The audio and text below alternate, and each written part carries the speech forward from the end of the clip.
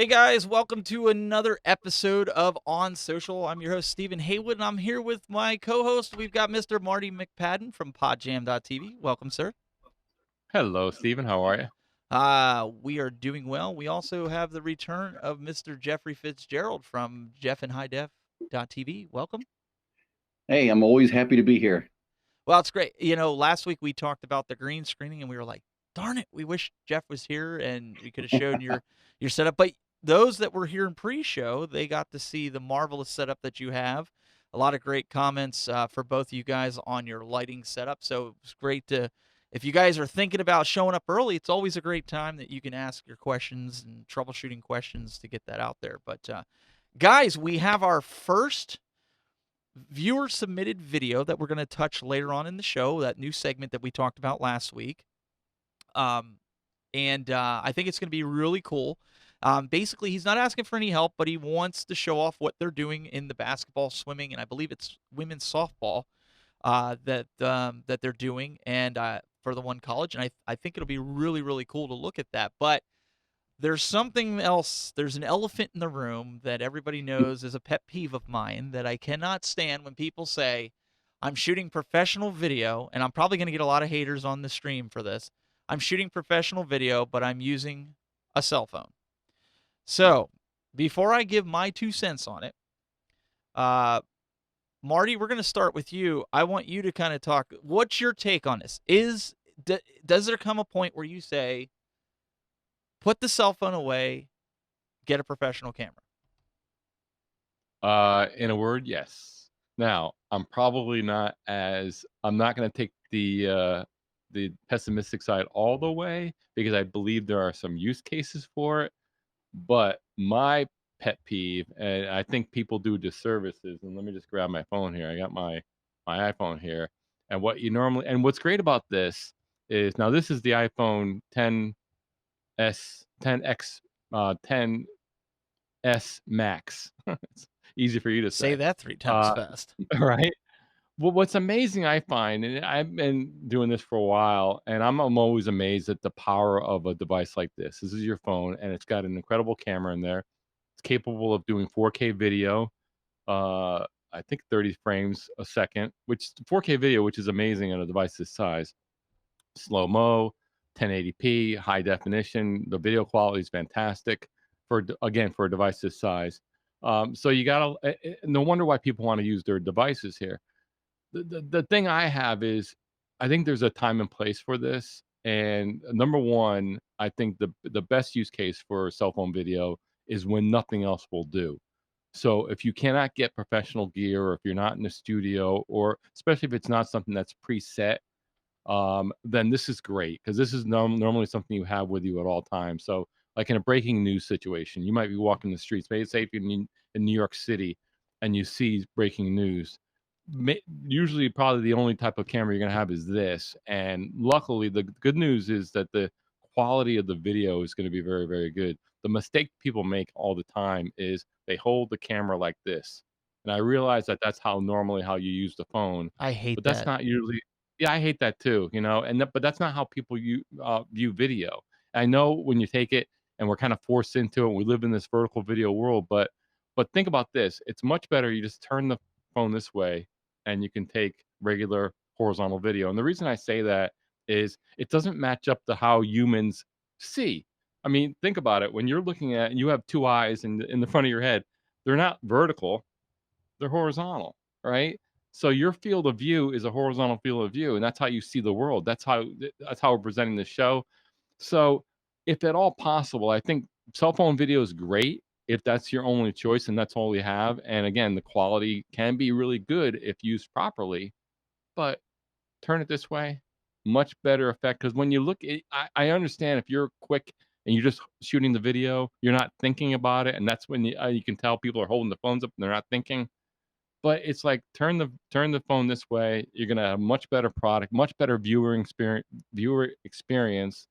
And again, I think Stephen, which I think will surprise people, a lot of people still view video on the desktop or on a tablet. It's still, a lot of videos viewed on the mobile device, and you're probably holding like this, but again, just turn your phone this way and it's just much more well suited. That's the thing I think people forget, and it just doesn't fit how humans are set up. So that's my take. Jeff, what about you? I mean, I'm sure it has its place, but go ahead and elaborate. Well, I'll tell you where I think that there is a definite delineation between professional video and iPhone video. I've seen it a lot in the conference event space. People who will spend millions of dollars on a product launch. They'll spend $70,000 on a logo. They'll have this, this big plan to launch at their big annual event, and they go, "Oh, by the way, we want to do video of this. We want to interview our thought leaders and subject matter experts." And hey, Bob, you guys, the three of you have iPhones, don't you? Well, iPhones are pretty good quality. Set those guys up like a 3-camera setup. Find a way to make it work, and we'll do a nice little show. And it does work. There's no doubt about it. But the difficulty is with an iPhone. The biggest thing, as Marty pointed out, it's a different animal. The lens on this, even with the telephoto lens, is not that distant. And so, for you to get close to the shot that I've got now with the medium frame centered up, camera sometimes has to be 5 or 6 foot from you, and at most maybe 10 foot. So the physical limitations of the device itself can make for a frustrating experience, because people go to the effort of setting everything up, laying it out, getting ready to go, and they're like, "Well, why are they so far away?" And there's no way they can fix that.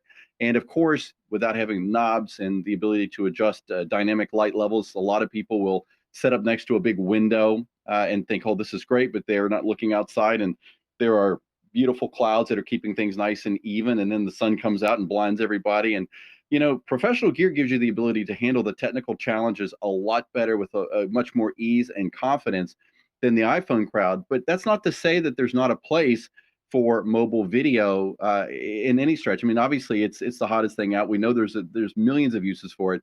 Where I think it's done really well is in the local music scene. Setting up at the local restaurants where people want to show off their stuff, getting close in proximity, and finding a way to use it in those settings, I think, has done wonders for people. It certainly gives you the ability to have great quality at a low buy-in, but there's definitely a place where you need to think about switching the momentum and the thought and vision for what you want. And if it's to really impress somebody with something you've invested in as a product, you might want to put money on the video side to make sure that equals the quality that you're putting everywhere else. One of the big issues that I see a lot is people, like you're saying, they're taking their cell phones and they're standing them upright, as Marty alluded to earlier, not going that 16:9. And they're doing talk style shows like we're doing right now. And I just don't see the professionalism in that. I mean, there are ways that you can hook up a microphone to it. I mean, I have one of these Rode, I guess it's a Video Mic Pro that you can hook up to your iPhone or your Android device. And a lot of times, I won't even use the built-in mic, guys, when I go out and just if I'm shooting an outdoor video and something really simple, things like that. I mean, I even have a little. I have. That's nice having a desk here. I have everything just stashed under here. I have the little dead cat that you can the windscreen to put on it. I mean, we try to take video very serious, and I see guys doing talk type shows, and they're coming out with these GoPros, right?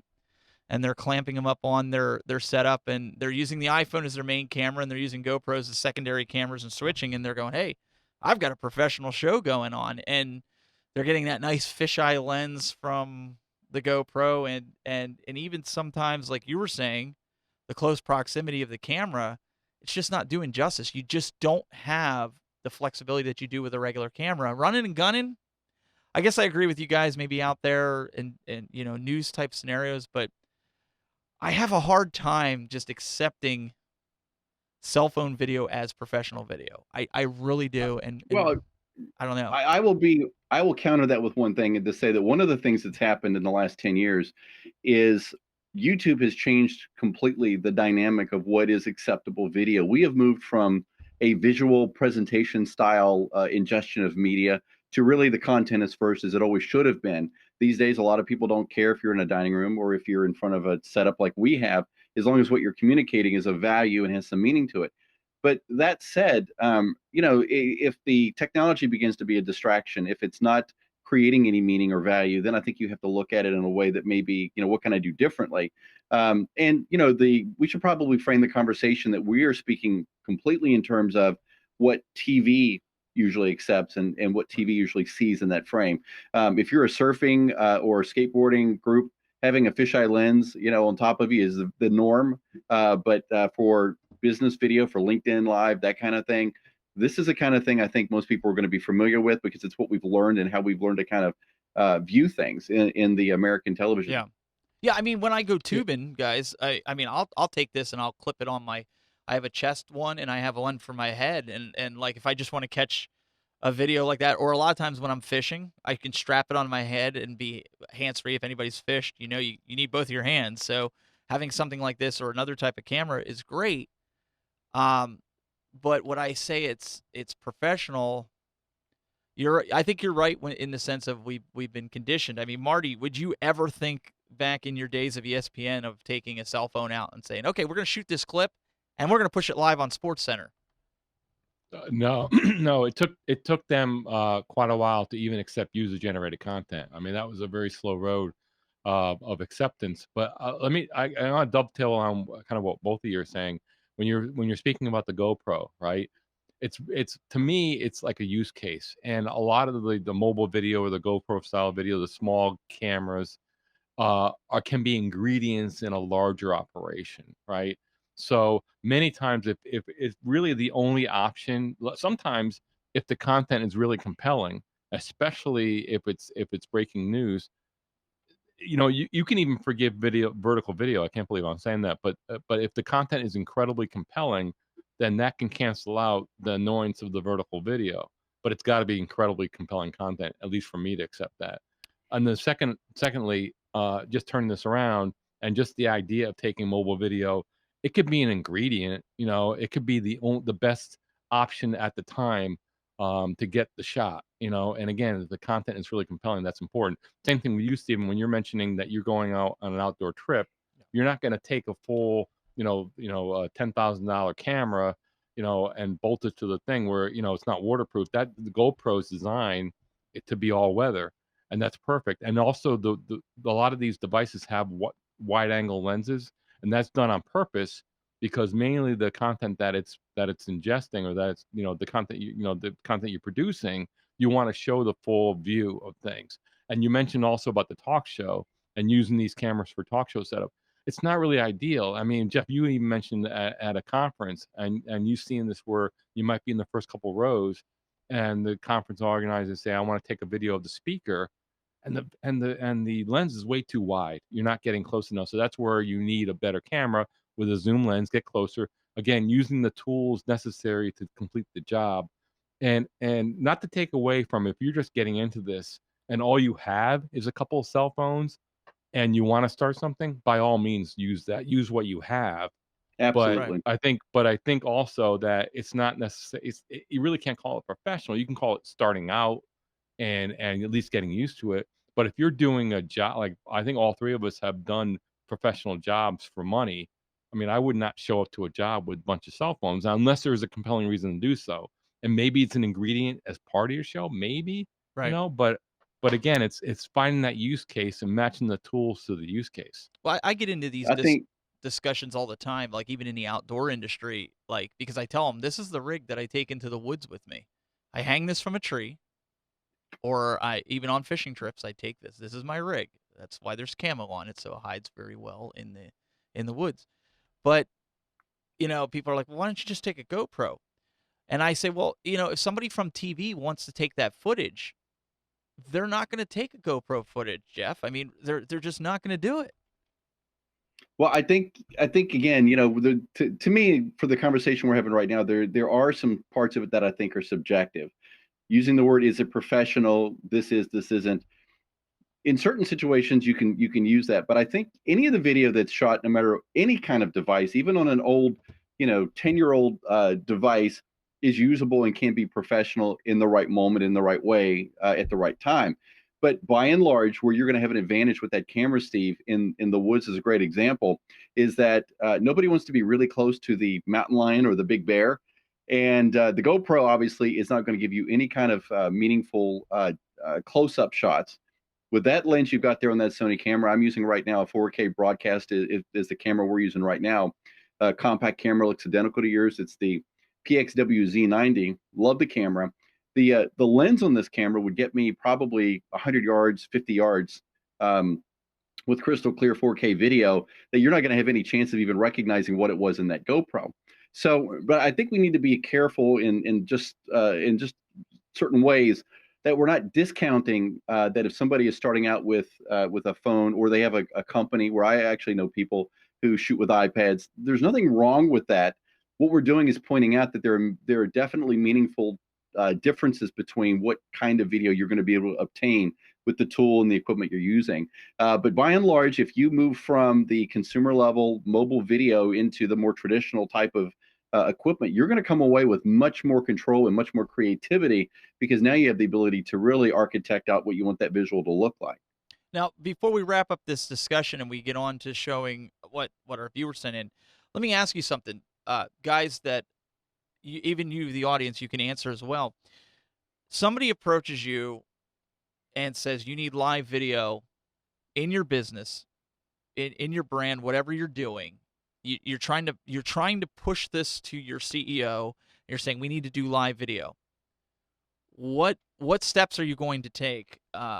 Jeff, we'll kind of start with you. What would you say? I know you said you should use what you have, and if it's cell phone video, but approaching a company, wouldn't you want them to put the best foot forward and maybe invest into video equipment, or would you just say, hey, Yeah, let's just go live?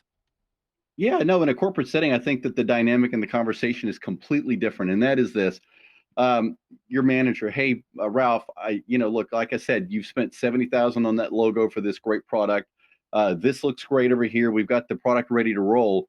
And you're asking me to take basically what will look like everybody else's video if Mm-hmm. I put it together because of the fact I'm limited with the gear. But with real cameras, and I use real even as kind of a subjective thing, but with a more professional level camera with more professional lighting. I think what we're all doing today, just with how we look on camera, even the nonverbals of that speaks to what it looks like when you're using the better gear in the right way. And that's to be honest with you, I think that says everything. I can't tell you how many times I come into a live stream or into a video conference and I say nothing, but people are, the whole thing is about me. And I'm like, it's not what I wanted it to be about, but they see the differences. And so I would go to my manager and I would show them what it looks like in that nice conference room with no lighting next to the window in silhouette. You can't hear him and he's blue. And then I would show something like this and say, which one do you think is going to sell more for our company? That's a good point. Marty, what's your take? Yeah, I certainly agree with everything Jess just said. I think also what people have to realize, and then they get lost where they see, like on a device like this, it says it can take 4K video, and it can, but the differences are the sensor in this is tiny. So it may be by definition 4K video, but you can't compare that to, like, say, a $50,000 Sony camera or even like a $2,000 Sony 4K camera that has a much larger sensor, better lens system, much better at dealing with light. I think that came up earlier in a conversation where you might have changing lighting conditions, much better lighting, much better dynamic range. And it's funny because in perfect lighting conditions, this can, and also in the hands of a professional, you can get some pretty good results with something like this, but it's not going to compare again, especially in challenging conditions, which we all work in. The better the gear, the better the presentation, and especially for a business, especially if you're trying to gain an audience or coming out with some content and you want to be taken seriously, you want to, again, you don't spend a ton of money, but you want to put your best foot forward that you possibly can. I think that's the message here. So if Yeah. all you have is this and you have to get the message out, then by all means use it, but you always want to put your best foot forward. And I think most Yeah. businesses can probably get a couple cameras, and again, you got to decide, do you want to put a little bit of investment in there and spend a few $1,000s, and that's really all it takes, and then learn how to use your gear, do all the proper setup, just put your best foot forward, and then that Yeah. way, if you're doing that, you're going to be more apt for people to pay attention to your content. And that's really the reason why you're doing it anyways. I think, Yeah. Steve, let me say just one yeah. quick thing here, just to dovetail off of that. Again, the use case is everything. The way I sell with my clients is that it's basically a three-prong approach that I teach how to do the DIY video where you know how to frame it correctly, that you look good on camera. I have a $200 Sennheiser microphone that plugs in the lightning port so you sound good. Get them where they're really good with that day-to-day video so that wherever they're on the street, they still have that great social video feel. and there's a definite very important place for that. So we're not talking about removing that, but then the next level up from there is that next level of production, and then above and beyond that is that real premium, high polished, slick promo. And so I kind of sell it as there are three tiers to what you're trying to accomplish. And so one is not necessarily meant to replace the other, but if you're missing the better, you're only left with the good. Mm. Well, and also I think the takeaway too here is understand how a camera works. It doesn't matter if you're using a phone. I mean, I've seen great video shot with a phone. Um, and do your due diligence. I see there's, I was just talking with somebody from work the other day about their wife. He's getting a gimbal for her, and, so she could go out and shoot street video and whatnot. I mean, because obviously you're walking around, you're doing this, it's going to make the video bad. Like, understand how the equipment works, and try to, like Marty said, try to do the best you can. You know, uh, I'm still not 100% sold, but to each their own, right? I mean, I'm not going to knock anybody. In fact, we had a Have you not viewer. seen my pictures of the moon with my iPhone, Steve? I did. They're Uh, incredible. you They're know, like, I think they do a great job. It's just, I I don't know. I guess for what I'm doing, I'm just gonna sit over here and just kind of bask in the fact that I just don't really like it. But it's fine. I mean, to each their own. Yeah, we're not gonna agree on everything every time, right? So no, we're not that's all supposed right. to. So listen, guys, but like they had a lot of good advice. Put it out there. Use what you have. Learn how to use it. I think that's great. One of the things that we had here is we had a gentleman that actually wrote in, uh, uh, Christopher Sabato. I think. Hopefully, I didn't butcher his last name, but he is the assistant athletics director in media for Wilmette University athletics. And so one of the things he did was he sent in some links, and I'm going to kind of push this live here so we guys we can see this here. So this is the video. He does the college basketball, and we'll give you guys the links. I'll put them in the show descriptions on the Looks like shows when he's we got a upload them. soundboard there. But this is he's shooting this with a cell phone. I know he's shooting it with a cell phone. But no, it looks really good. I mean, he's shooting it and he's actually talking through it. But for lack of time, It does, yeah. we're not gonna. But we'll give you links that you guys can go back and listen to it and see step by step. But I want you guys to pay attention. I mean, this is a basketball. This is a university. This is an elaborate setup to get professional quality video. And you can see on his YouTube channel, like I said, when we post links to it, you can see that the results of all this. So it's pretty intense. What was your guys' takeaway while this is playing? What was your Well, takeaway from this? my first thing is I need to get my sportscaster voice, and we're like, let's go courtside. No, it's great. He's breaking out the audio with a second mixer there. That may be a sub mix. I know that from what I've seen from Chris in the Wirecast Facebook group, great work, incredible work. And this is a great example of somebody who takes the equipment that is now available today, that's more miniaturized than ever, and is doing great things with it. It's amazing what you can do with products like Wirecast, small compact mixers. He's got the Audio Technica headset there. That's kind of an industry standard. For $200, you can get one of those. And the Daktronics scoreboard there, that's not part of the video gear from what I can see, but basically, he's got, and you'll see it in different parts of this video, where he's got camera mounts at the basket, and he's got them. He's got four cameras, from what I understand. One is wide, one has got the close shots up on the players, and then he's got those two end cams on each of the baskets. Does a great job with this, and it's amazing what I'm sure his crew's probably not 25 people. Marty, as you know from ESPN, they pull the three trailer trucks up for Monday Night Football. It's amazing what 4 or 5 guys can get away with and do some incredible things with. Absolutely. I think, and you mentioned the PTZ cameras. What's great about this, and I'm sure his setup is a minimal setup. You can't be having 50-person crew, so you're going to get a shot here. I think coming up where he's got a PTZ with pan tilt zoom camera attached to the stanchion of the basket here. And what's great about is that a PTZ? I'm not sure if that's a That looks PTZ like camera. one of the small compact cameras. It may be like a Okay. Marshall. So I think there's another shot where he does have a PTZ camera. I think getting the overhead shot.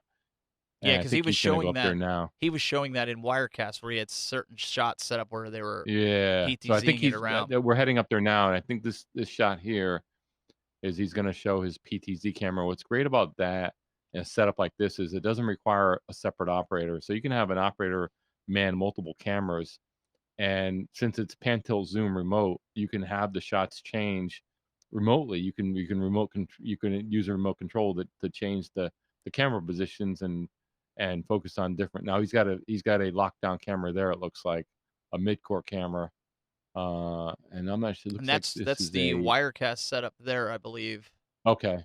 Yep. where he has it up on the almost looks up on the bleachers, and it is his gear And I rack think and we'll see audio. that he uses a dual monitor setup for the Mhm. Wirecast setup. So he has one monitor where he has his now that's just a lock. Looks like I'm sure he has a camera operator here Do you notice for too? this He's using camera. a crowd mic as well up there Yeah. with the shot Rode Well, that's a shotgun mic. good point.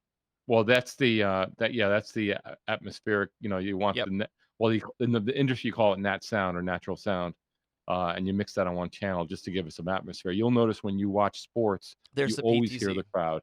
Yep, there's PT. What's great about those cameras is doesn't require a separate operator. So you might have an operator handle multiple PTZ cameras. And Stephen, you were showing off on one of the episodes where on those cameras you can set preset shots Yep. and you can have them locked down and you can go to shots quickly. Yeah, it's all So built into there's his Wirecast, so you can just click on stuff and yep, just send it. And and that's what that's he I think does this here. is his Yeah. Wirecast setup here, right? Yeah. It is, yeah. And one of the things too that I think, just for anybody who wants to do this kind of thing, the big thing that you've got to be aware of is distance with your wires. If you're using HDMI, you've got about 16 to 20 foot before you're going to need a repeater. A Mhm. lot of people will buy a 50-foot or 100-foot HDMI, plug it in the back of their camera, bring it and plug it into the back of a Magewell converter to USB, and then there's no picture. And it's because the distance is too great for that signal to flow. And so you can buy longer HDMI cables that are powered, even some that are fiber. But in this case, I think they're using SDI, Steve, is what it looks like to Mhm. me, Yep. which gives you a lot broader distance. I think it's like 300 foot to be And able to run a cable and get your signal. and most people are afraid because of the cost with SDI, but let me tell you something. As somebody that went through component to HDMI to then Yeah. finally to SDI, do yourself a favor, invest in SDI. You will thank me later. Even with Now, NDI, you will thank me later. yes, no, there's no doubt about that. Now he's actually right now using New Blue Effects, showing the presenter Yep. program with the titles. These are in CSV format. The player positions and numbers are all brought in, and it's literally selecting a name, and it's on a different box, and it's being brought in, I think, through NDI, Yep. and it's available on screen, and it works brilliantly. And I don't know about you, Steve. You a fan at all of NDI? I think it's the greatest thing ever. I am, especially since with this type of workflow, you can have somebody managing the graphics while there's somebody running Wirecast and switching the program. So with the multi-view out on there, it gives you every instance of the court that he's projecting, so he can quickly switch to it in the event referees need to go back and monitor to see if the person stepped out of bounds or if it was a foul or something like that. So um, he's got a very elaborate setup, and Yeah, he's got an X keys box there to switch with. Those are the buttons there, and this mixer here is likely his program out for Wirecast, bringing in the voice of the play-by-play, the color, that natural sound on there, and then anything else that needs to be part of that. yeah. It's very So And nice. go ahead, Marty. that's what's great about using a system like Wirecast is that you have the option to certainly you don't need all the breakout boxes. You can do something simple and do everything internal. Wirecast has a built-in mixer. So do a lot of other switching programs have built-in mixers. They handle audio. But what's great about these is you can also add the option of adding these outboard um, audio boards and all the outboard switching units.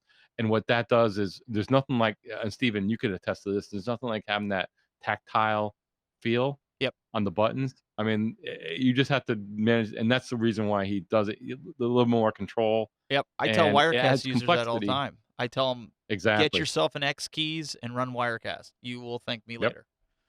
Yep. Yep, and so there you can see he had showed the four shots too for the court close and far, your wide and tight shots there, and then both of the cameras on each end of the basket. So with four cameras, you're able to pull up a really great looking game with the graphics, and you've got hopefully some great talent that sits there and gets the crowd excited. and he's obviously a champ with the switching and putting it together. So this is a great example of what it takes to put together something. And Marty, it's kind of funny, Steve, you too. We talk about, I like to use the term miniaturization a lot of the equipment, but it's funny that all the equipment has changed since the TV world originally came out with it.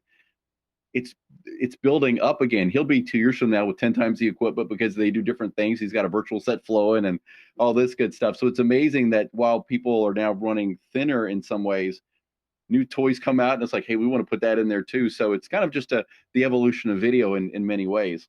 Hey, Jeff, I think Exactly. we're old enough to remember 3-tube cameras. You remember? I mean, Yes. back in the 80s, right? And those Yep. things were beasts, and and you always had to have the tweaker to tweak the tubes and this and that. I mean, nowadays, like with solid state and also, yeah, with the size, I mean, just the advances and the Oh, quality but of you know video we what? can get. Can you imagine people understanding what it means to point a tube camera at a white car trying to get the burnout No, if you left it on a light? You I would don't miss literally those days. ruin your camera if you left it in any field of view with like a stadium light or something, and it was toast at that point. And yeah, I'm glad we're past that. So Yep.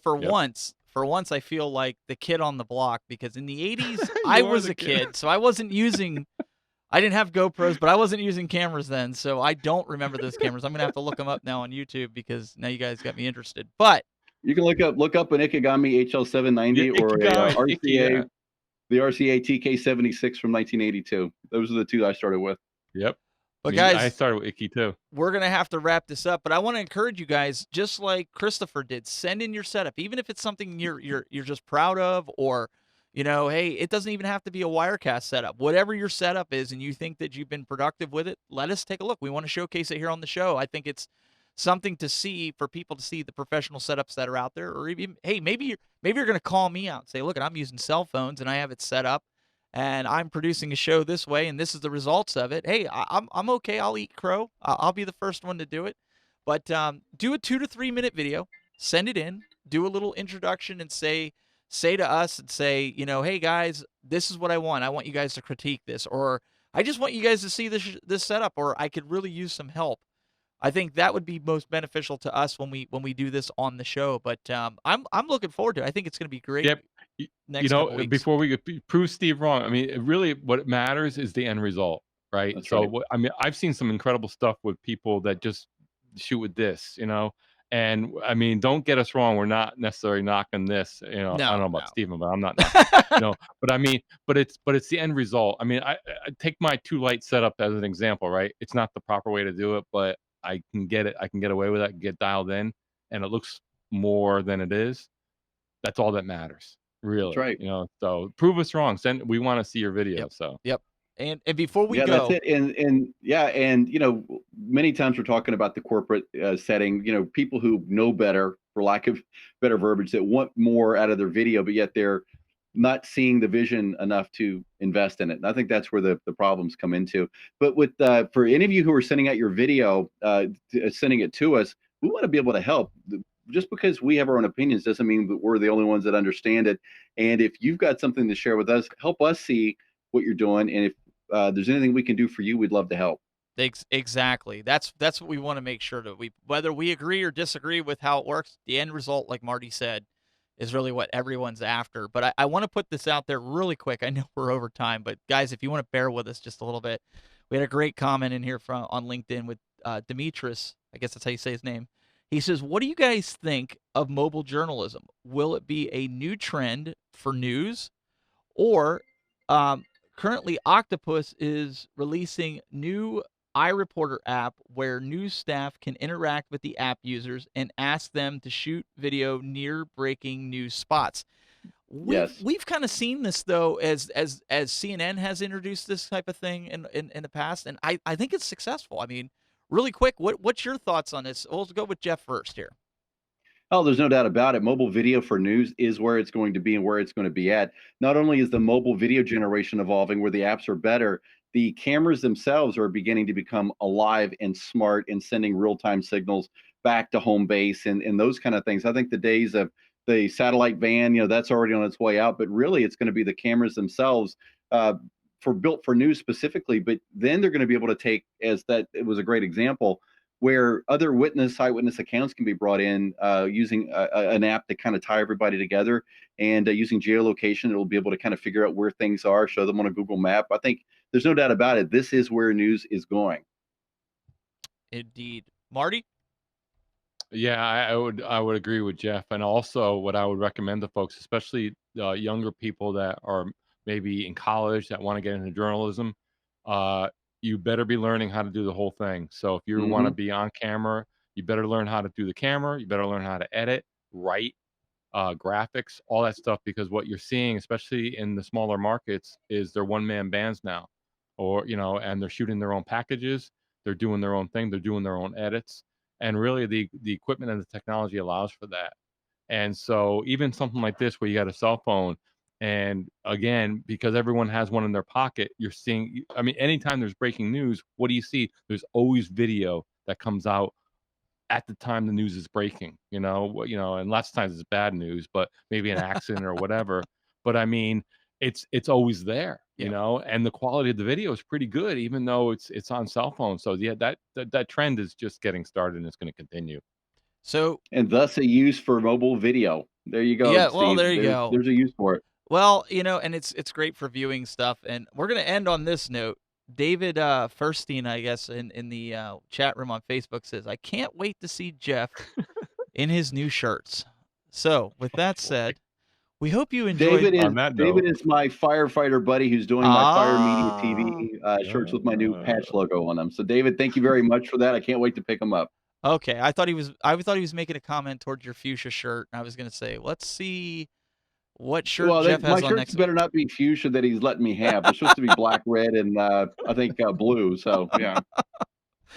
Well, ladies and gentlemen, I appreciate you sticking around. I know we went 10 minutes over, but we figured, with a lot of the comments that were coming in, we wanted to answer, and there's a lot of comments we didn't get to.